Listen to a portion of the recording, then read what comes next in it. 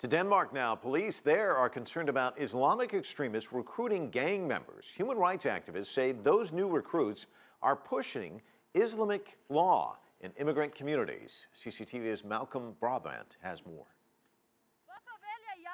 This young Lebanese immigrant is wearing the burqa ironically,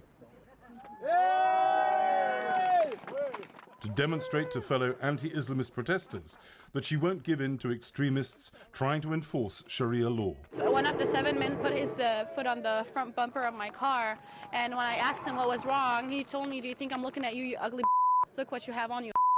And I had a t-shirt and shorts on. Afterwards, he saw my cross around my neck, which I always wear on. Then he told me, "Oh, you're a Christian? Then you're a Christian."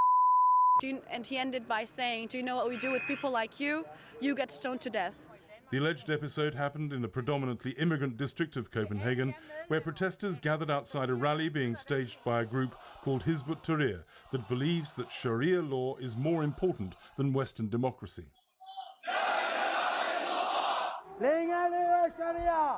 Long live Sharia, shouted one of Hizb ut-Tahrir's supporters. Sharia is part of Islam. That's what we're fighting for, says the young man. Islam.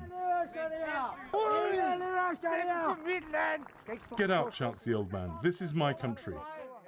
The confrontation was a rare public manifestation of the disquiet felt in Denmark about the rising influence of Islamic extremists.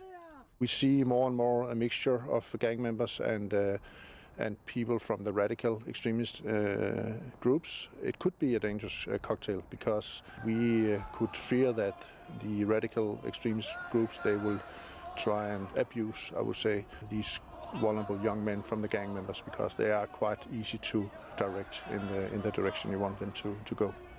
The police say gang members took part in this Hizb ut-Tahrir rally against Israel in the summer. Some human rights advocates claim that gang members are trying to enforce Sharia law. The gangs are pushing a lot of Muslim people in different kind of cities in the ghettos in Denmark to, act like a real Muslim people do after the Sharia law. The police acknowledge that there have been individual cases of intimidation, but claim it's not organized. Hizb ut-Tahrir declined to give us an interview, but in a statement described as nonsense, suggestions they were using gangsters to enforce Sharia law. They insist they want to steer young people away from crime and are only interested in promoting Islam. 18 months ago, the organization held a rally here to encourage young Muslims to abandon gangs. If I can turn some gang members and make them into good Muslims that behaves in accordance with the Islamic beliefs, which means they will be talking against gangs and being involved in criminal activities, that should be something that we should celebrate. According to intelligence sources, about 20 of the 100 or so Danes who've gone to fight in Syria are gang members. Some of those have returned, and their reputations in their neighborhoods have been enhanced as a result of their war experiences, and therefore they're even more intimidating.